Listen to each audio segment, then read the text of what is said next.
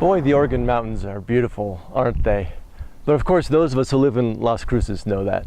I'm Jet Lowe. I'm a staff photographer and journalist for the Las Cruces Sun News. And as someone who's just moved here from the big city, I'm still amazed every day by the Oregons.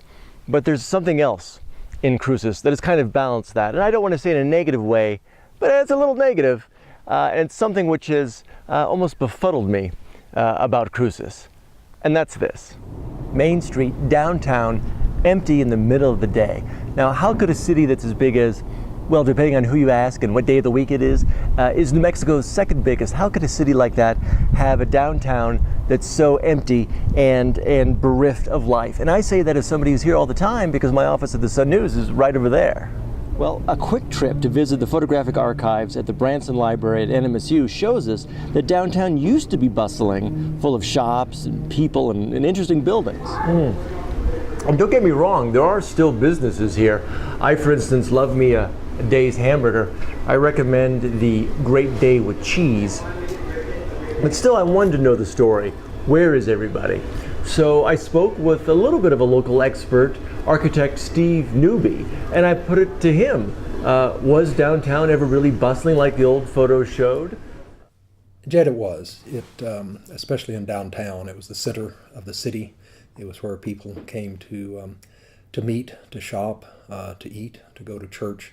It was like all traditional downtowns until urban renewal happened in the 60s. And prior to that, there had been some flight to some of the retail, to our first urban mall, which was about 2 blocks south. But urban renewal, I think, put the marker on the grave as far as downtown was. The pedestrian mall, which existed for almost 40 years, killed what little was left of that bustling downtown. And I've been working for about the last 30 years to bring that back, and I think we're getting very close to bringing the bustle back to our city center. So you can see I just didn't pick Steve Newby at random. He and others have been working for years to bring a plaza to Las Cruces. And of course the first thought is, well, that's interesting, but I'm sure that the folks back in the day thought that pedestrianizing Main Street would work. So what makes the plaza a better idea? Because if there's one thing we know, everything has fads, and that includes not just fashion, but it also includes architecture and city planning. Well, let's take a look at something that is working here on Main Street, and that's the farmers market on Saturday mornings, Wednesday mornings, and Wednesday evenings once a month. Let's take a look at this here. We've got a lot of people, a lot of vendors. People seem to be excited and having a good time, and I asked a few of them, what do you think about the new plaza? Civic Plaza, I think, is basis for a lot of things to come that we haven't even dreamed of. I think that as we practice using Main Street more and more and more, we begin to learn that there's an untapped resource of ideas, capacity abounding for the use of the plaza. The Civic Plaza will be a necessary thing to us. How do you think the new plaza is going to affect all this? I think it's going to be great.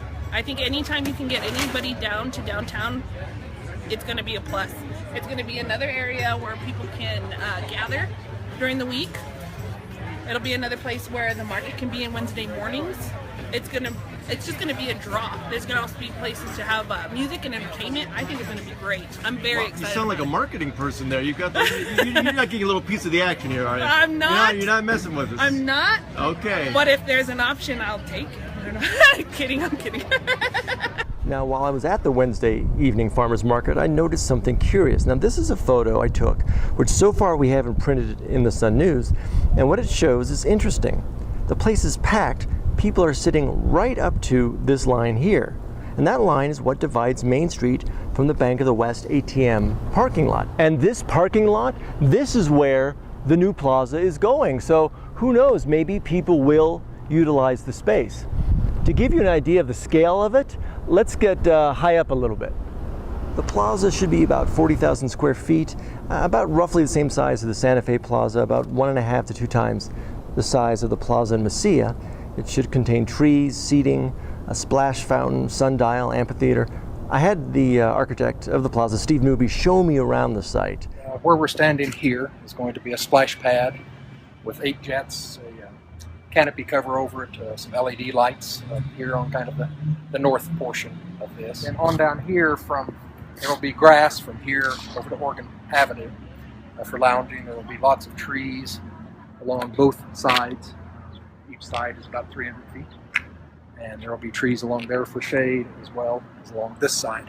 Then over here, we'll put in a new street on the east side, the entire length of the plaza, so that we meet the traditional plaza design that has streets on all four sides. So what we're in now is the middle part of the plaza. This will all be colored concrete and also masonry pavers in different patterns and different colors. We're also standing approximately on the site of a sundial. That will be quite heroic in size. Somewhere down here. Somewhere here. It'll be about 15 feet in diameter. Oh my goodness. And we're having some local artists do the design on that sundial. And about where we are here will be the beginning of a raised stage. The stage is approximately 40 feet deep, which is about from here to about where that mailbox is. Width of the stage is also about 40 feet.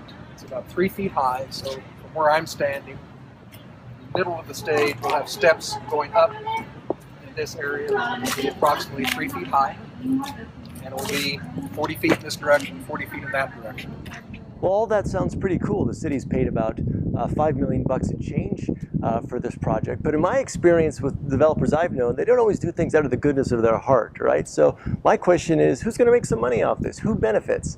And I thought this comment from a woman that I saw at the Wednesday evening farmers market was really interesting. It depends on what they're going to make out of it. Is it going to be like a little amphitheater? Is it going to have more businesses? Is it going to bring, what is it going to bring to the downtown, and then how is it going to make the city better? That's my biggest questions. And the way they're putting out to the public doesn't give me any warm, fuzzy feeling. So, you know, it's just a matter of what is the city going to do, and can they be transparent with it? Because right now, it doesn't seem that way.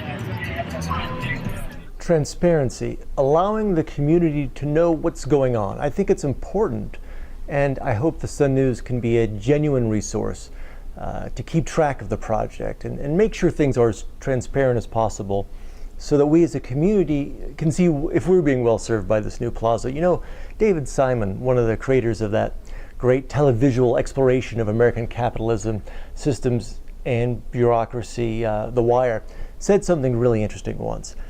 Something to the effect that now's a great time to get away with shenanigans in local government, because small town newspapers are closing, or at the very least are cutting staff around the country. And I believe, from what I've seen since I've been here, that that's not the case here at the Sun News, because I know that we're going to do our best to follow this story and to keep you updated as to the progress of our new plaza. And who knows, if we're lucky, maybe it will become as well known as the Oregon's. Groundbreaking is scheduled for August 3rd, and let's all see how it goes.